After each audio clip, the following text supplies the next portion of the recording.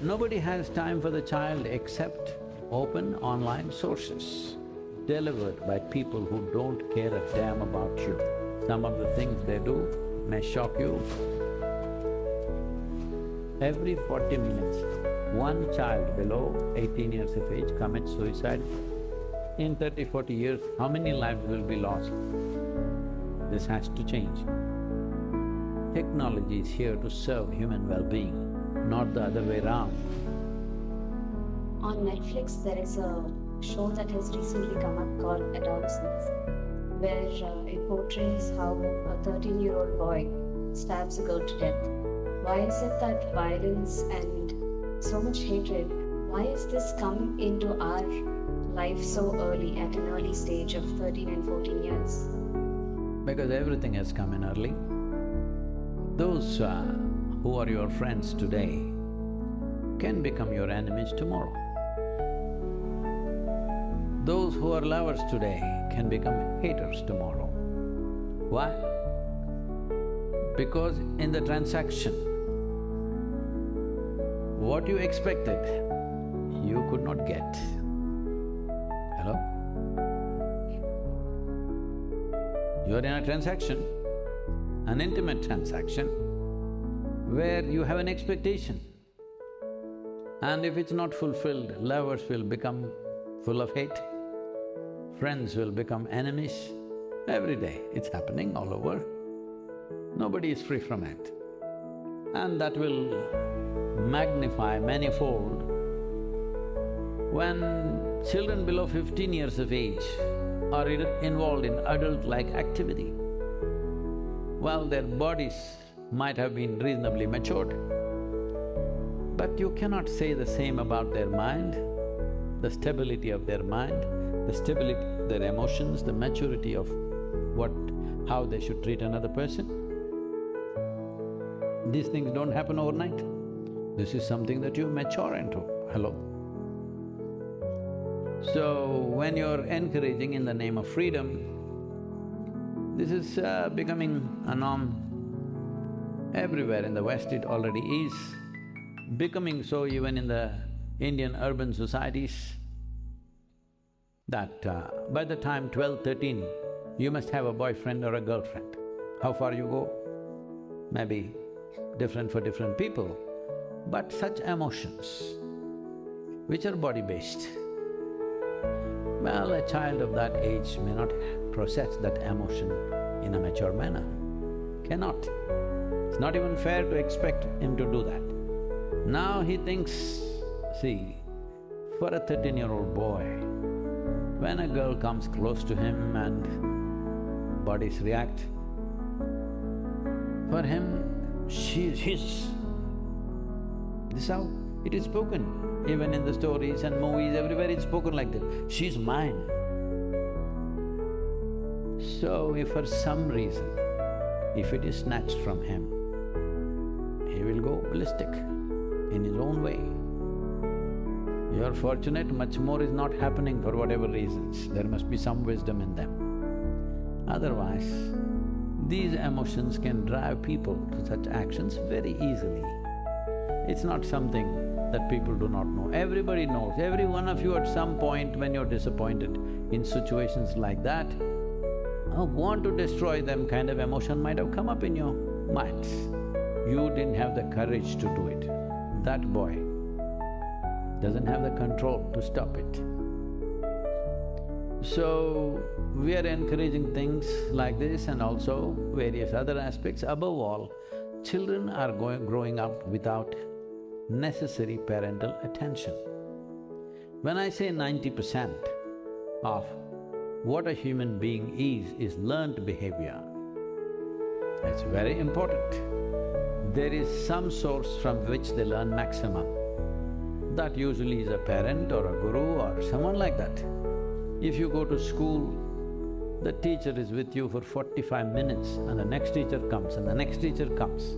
Very rarely you get any kind of connect with another person who could be your guide. Very few teachers are also interested in taking such a thing up because they don't have the time, they have to go to the next class and the next class.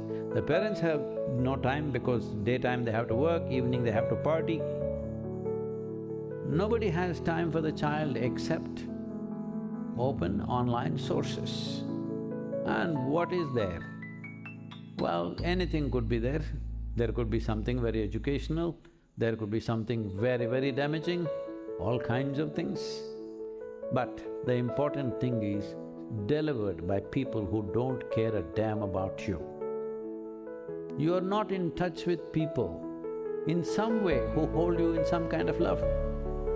See, when I say it's not about I love you, you love me, it's not about that, but it's about you being in love. You must understand, if I'm in love, there is space for you, and just anything. It is just not a prejudiced focus. If you are in love, anything that comes to you, it has space, not just you, all the creatures, the tree, the grasshopper, and just anybody, even inanimate things. When you are loving, you have a loving eye for everything that you see. Now, not even one connect like that for a growing up child, not even one connect where someone is looking at them lovingly and you, even if it's not said, you understand there's somebody here who loves you and cares for you. If that is missing in one's life, well, you shouldn't be surprised with the violence. You shouldn't be surprised at all, because even a pup, if you get… I'm seeing here, right here with me, two little pugs. When they came, I had some time, I was here at that time and, I spoke to them, they were with me, very well behaved, nice, playful, everything. Now for months I've been off, they've lost human contact. Now like they're wild creatures, you can't control them, they're just all over the place. Best thing is to put them away somewhere, because you don't have the time to talk to them. I'm talking to most of you all the time what to do. Now suddenly they become like that. But in a dog, 90% is not learned behavior. Only a small percentage is learned behavior. But still, even with that, you can see a stark difference. But with a human being, where 90% is learned behavior, if you leave them untended, unloved, then, well, you shouldn't be surprised at all with the results that you're bearing. And every 40 minutes, in India, I'm saying, which is still generally well tended to in terms of children. It may not be an unideal situation like how psychologists say this is how you must speak to your son. Say, hey, vada inga, tama, vada. But even if they're rough, the children know they're cared for. That is still strong in this country, but it will go away because the whole fabric of society is changing. In the West, that's happened much, much earlier, 2-3 generations ago. What's happening today in India has happened 2-3 generations ago there. So you see it in a more stark form out there. But it's beginning to happen here also. Every 40 minutes, one child below 18 years of age commits suicide in India. Every 40 minutes. Since you sat here, one. So, this is a reality with which we are living. So we must make up our minds. I know this is going to turn against me, troll army will get at me and everything. But as I've been continuously saying, a child is a 20-year project. If you are not ready for it, you don't need it. And a whole lot of people will pounce on me, even many political leaders are saying everybody should have more children and more children. The religious people are saying so, politicians are saying so, some of the social scientists are saying so, and all the market experts and industry people are saying so, because if there is no youthful population, what will we do with the industry tomorrow, all old people? All the best.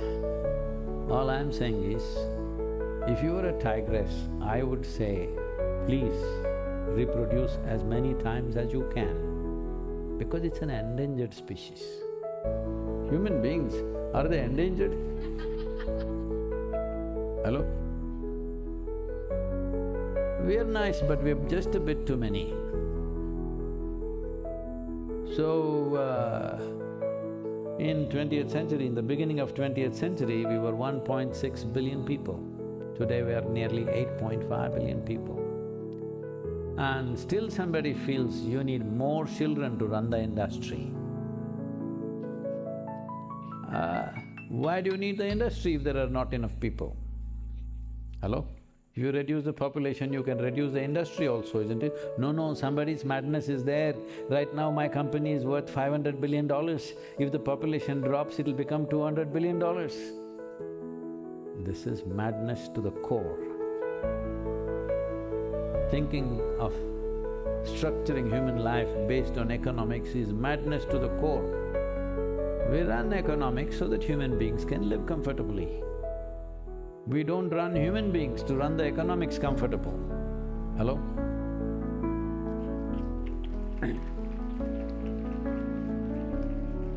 So in this pursuit of making profit, in this pursuit of everybody should work, in this pursuit of all this, the next crop of human beings are getting a bad deal. They're not even attended to. So, they will do their own thing. Some of the things they do may shock you, may surprise you, may disgust you, but they will do it because you're leaving them untended. That's one important aspect. Another aspect is, we can put it this way, maybe let's say, in my father's generation of people, maybe 70% of influence upon them were their parents, and another 20% school maybe, another 5–10% friends and outside social contact. This would be the approximate percentage. In my generation, I shouldn't talk about myself, but my generation I'm talking. I don't belong to any generation because people are inviting me to under 25 conferences, so I don't So, in my generation, maybe that percentage receded, 40–50% is parental influence, then books, cinema, this, that became another 20–30%. Teachers, their influence reduced a bit. Maybe it became 10% from 15–20%, like this. In the current generation, parental influence, I mean it may vary from parent to parent, but I'm saying on an average, parental influence may be 10–15%. Grandparents' influence almost zero. It's become like that, because many of them don't even ever see them. And school influence may be 10–15%. Largely it is social media and online influence. I'm talking about the urban children. It's not yet so in rural parts of the country and in the world, fortunately, but it'll change. That'll also change very soon. So, largely the biggest influence is commercial forces who don't care a damn what happens to you. That's not a good care to be under. This has to change. I think Australia has taken a bold step. Below 16, I think, you cannot have a social media account or something like that. Is that correct? Below 16. But you want to be a social media influencer by the time you're 12. How do you do that? So, this is a serious flux. Our inability to understand that technology is here to serve human well-being, not the other way around, has led to this. We are like little children, excited about every little thing that comes our way and make that the whole thing about life. Something came, Facebook came, you could no more see anybody's faces, it was all on the book. Then that goes down and something else comes up. Like this, every little thing, just an app comes up. and the whole world gets captured by that. So, this is very childish. I believe in another 25, 30, 40 years' time, people will mature and not be excited about every technological step that happens. People will choose what to use, not to use. I hope that maturity arises. I think it will, because human intelligence is something you can trust at some point. But in 30, 40 years, how much damage happens, how many lives will be lost, that is a terrible prospect.